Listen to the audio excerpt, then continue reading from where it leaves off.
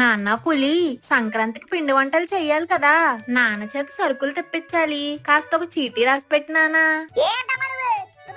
నాకు చదువు రాదు కదా నాన్న, నేను ఎలా రాయగలను? అందుకే చదువుకోమని చెప్పేది. అప్పుడప్పుడు అసలు నేను ఇంట్లో పుట్టకపోతే ఇల్లు ఏమైపోయేదా అని భయమేస్తుంది. సరే చెప్పు, రాస్తా. పెసరపప్పు 1/2 కేజీ, జీడిపప్పు 2 కేజీలు.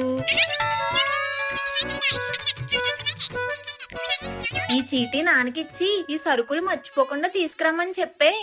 సరేలే. 1 hour later. అయ్యో అయ్యో అయ్యో, ఏంటండి వాడిని అలా కొడుతున్నారు? నా జీతం 30,000. ఈ నా కొడుకు స్కూల్ ఫీజు 2 లక్షలు. అయితే ఇప్పుడు ఏమైంది? నువ్వు చెప్పిన సామాను ఈ నా కొడుకు ఎలా రాశాడో తెలుసా? పెసరపప్ప 1/2 కూజ, జిడ్డు పప్ప కూజ, ఏతినికి గుడ్లు 2 కూజ, బెల్లం 1/4 కూజ, తినికి పిడ్డి 3 కూజ.